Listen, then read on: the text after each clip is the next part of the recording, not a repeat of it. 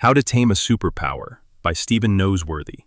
You can find him at www.stephennoseworthy.com/books. When the world's strongest nation turns its power against its closest ally, how does humanity fight back? With rage or with grace? In this sweeping political thriller, Canada becomes the unexpected voice of calm amid a US-led trade war. As economies fracture and ideology replaces reason, ordinary citizens, Indigenous leaders, and global reformers uncover a plan that could reset democracy itself.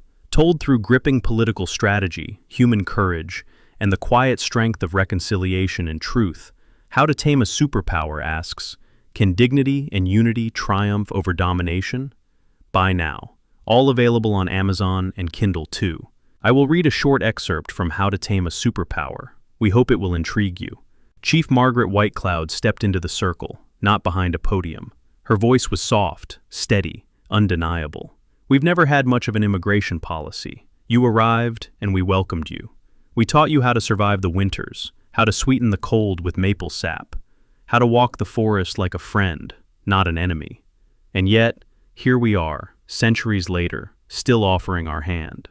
This time, our fight is different. This time, our battle is for unity, for dignity, for a future that belongs to all of us. The end of our excerpt. Hope you are convinced to read the book. If need a referral, here is a review from one of Stephen's #1 fans. She has read all of his books. Charmaine's review. Caregiver, reader, and Stephen's #1 fan. Every one of Stephen's books has the same problem. Once I pick them up, I cannot put them down. I keep telling myself, just one more chapter. But the stories pull you forward because you have to know what happens next. What I love most is that each book tackles issues I wish were solved in real life. Stephen writes the world as it could be, fairer, kinder, and more hopeful. And I often find myself thinking, if only. In Homo sapiens, I grew so attached to the characters that when something terrible happened, I literally said, "Oh no," out loud. And when something good happened, I was cheering, "Yes." That's how real they felt. In How to Tame a Superpower, I appreciated how truth and reconciliation isn't just mentioned, it's central. Stephen doesn't gloss over it. Our First Nations are shown as leaders, problem solvers, and a vital part of our future.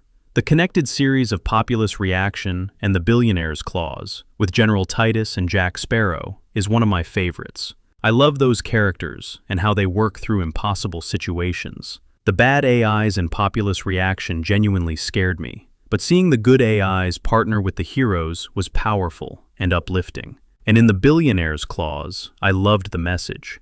Every person deserves credit and benefit for the ideas they create. That message stayed with me long after.